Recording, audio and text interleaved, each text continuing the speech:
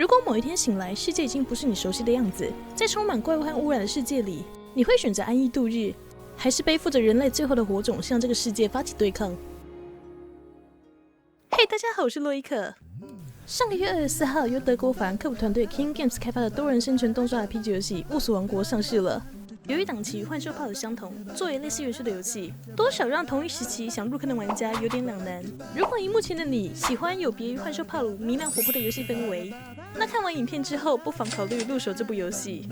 游戏背景讲述了一个拥有魔法的世界，由于人类对于力量的过度追求，导致一场恐怖的瘟疫降临王国。为了保留最后的希望，玩家被送入神庙深处沉睡。但当你再次醒来时，整个世界已经被迷雾吞噬殆尽，人类不复存在，取而代之的是恐怖的生物以及破败不堪的世界。身为一款以探险生存为主的游戏，游戏各方面的自由度肯定超越你的想象。光从你进入游戏就可以看见的建筑地貌来说，不管是山、地板，甚至是游戏自带的建筑，几乎是肉眼可见皆可破坏。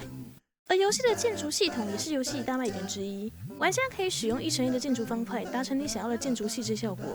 而不擅长建造的玩家也不用担心，你可以直接占领废墟房屋成为据点，成为一个房屋装修工也无所谓。游戏主要敌人来自于被污染的生物，战斗部分主要分为近战、远程还有魔法，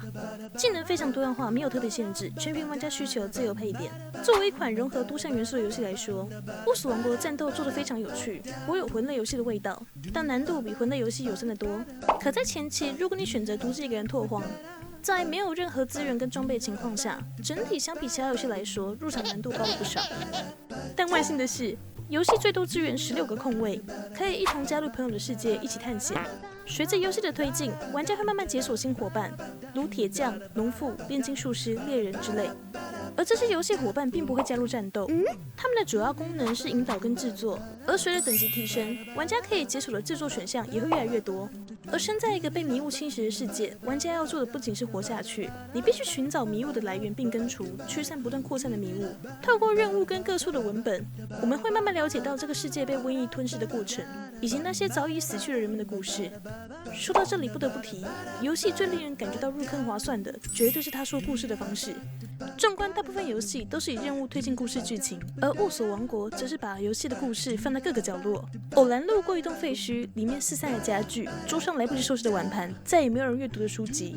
床上相拥而眠的白骨，隐藏在大树下被掩埋的宝箱。比起将各种文本直接甩在玩家脸上，游戏制作使用场景说故事的方式堪称一绝。但是为什么在一款游戏讨论度远不及同时期的幻兽帕鲁高呢？事先声明，以下只是个人观点，希望能有不同意见的观众们留言跟我们一起讨论，让我也听一听你们的意见吧。好的，以下开始。实际玩过2款游戏后，虽然在元素上两者皆有冒险建筑要素，但两者游戏不管在画风、剧情，甚至是着重方向，都是天差地别的差距。虽然风格差距很大，如果一定要将同为先行本的2款游戏放在一起比较的话，我个人认为幻兽帕鲁在游戏的各个系统上面完整度跟必要性目前更胜一筹。在雾锁王国的游戏世界里面，玩家在游戏中的日常就是寻找生存者建造、生存、驱赶迷雾跟怪物。可是目前游戏在生活系统上，如建筑、食品、养成的选择跟必要性，相比幻兽炮来说稍微匮乏了些。而虽然游戏建筑部分可以达到非常细致，但前期各方面选择是不足的，偏向建筑生活类的玩家会有点辛苦。而怪物的类型和攻击模式，也相较于多元生物的幻兽炮来说，有一点点简单单一。但是，将雾锁王国跟幻兽帕鲁放在一起比较，其实不太公平。原因要从工作室开始说起。幻兽帕鲁在上市前，同一工作室就有创作相同类型和类似模型的游戏在先，而推出雾锁王国的 King Games 团队似乎是第一次尝试建构如此庞大的世界。而风格上面，相比幻兽帕鲁，一进游戏就能感觉到活泼欢乐冒险气息。雾锁王国的整体氛围更孤独晦暗一些，处处透露着世界凋零后的王国感。但我也相信，就是如此具有史诗感的游戏氛围，使得不少玩家入坑雾锁王国。对了，不得不提，这个封面字体真的丑到爆，我当初差点因为这个字体退费。